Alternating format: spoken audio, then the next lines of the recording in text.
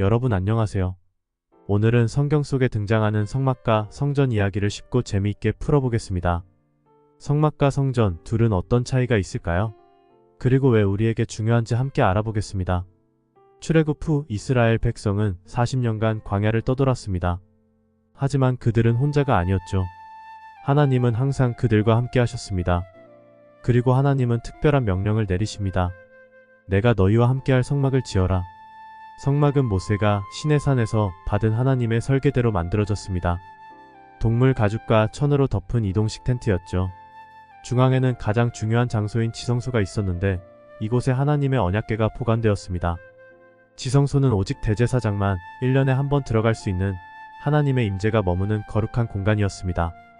성막의 특별한 점은 이동 가능하다는 것이었습니다. 하나님의 구름이 멈추면 성막을 세우고 구름이 움직이면 성막을 해체해 따라갔습니다. 성막은 단순한 텐트가 아니라 하나님이 내가 너희와 함께 있다는 것을 보여주는 눈에 보이는 증거였습니다. 성막 내부에는 여러 도구들이 있었습니다. 금촛대, 떡상, 향단 등 모든 것이 하나님께 예배하기 위해 사용되었죠. 성막은 단순히 건축물이 아니라 이스라엘 백성이 하나님을 예배하며 죄사함을 받을 수 있는 장소였습니다. 시간이 흘러 이스라엘 백성은 약속의 땅 가나안에 정착하게 됩니다. 다윗 왕은 광야 시대의 텐트 같은 성막을 보며 마음이 무거웠습니다. 내 궁전은 화려한데 하나님의 법궤는 아직 천막 안에 있다니. 그러나 하나님은 말씀하셨습니다. 내가 아닌 내 아들 솔로몬이 성전을 세울 것이다.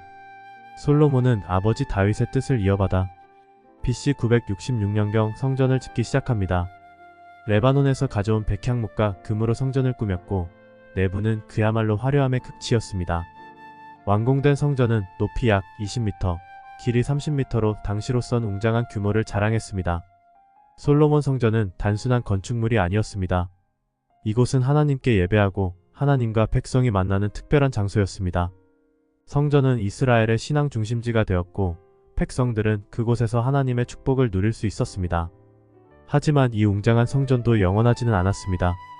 BC 586년 바벨론 군대가 예루살렘을 침공하면서 성전은 불타고 말았습니다.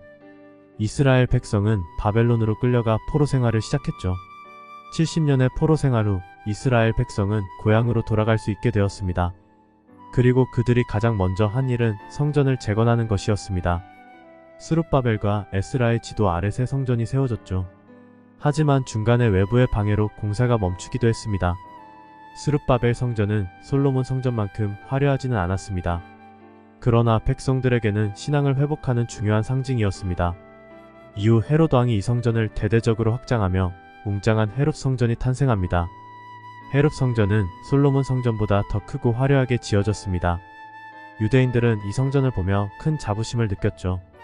예수님의 제자들조차 선생님, 이 성전 좀 보세요. 정말 멋지지 않나요? 라고 자랑했을 정도였습니다. 70년, 로마의 디도 장군이 예루살렘을 침공하며 성전은 다시 완전히 파괴되고 맙니다. 이후 성전은 역사 속에서 사라지게 됩니다. 하지만 성전의 이야기는 여기서 끝이 아닙니다. 에스겔 선지자는 바벨론 포로 시절의 새로운 성전을 환상으로 보았습니다. 이 성전은 물리적인 건축물이 아니라 완성된 하나님의 구속 계획을 상징했습니다. 그리고 예수님은 자신을 성전이라고 하셨습니다. 이 성전을 허물라. 내가 사흘 만에 다시 세우겠다. 예수님은 십자가와 부활로 성전의 모든 역할을 완성하셨습니다. 이제는 건물이 아니라 예수님 안에서 하나님의 임재를 경험할 수 있게 된 것입니다. 더 놀라운 것은 성경은 우리를 하나님의 성전이라고 부릅니다. 하나님의 성령이 우리 안에 거하시기 때문입니다. 이제 성전은 돌과 나무로 지은 건물이 아니라 우리 각자의 삶 속에서 이루어지는 거룩한 공간이 되었습니다. 요한계시록은 최후의 완성을 보여줍니다. 하늘에서 내려오는 새 예루살렘과 어린 양, 예수님이 바로 성전입니다. 이것은 더 이상 건물이 아닌 하나님의 영원한 임재와 구속을 상징합니다.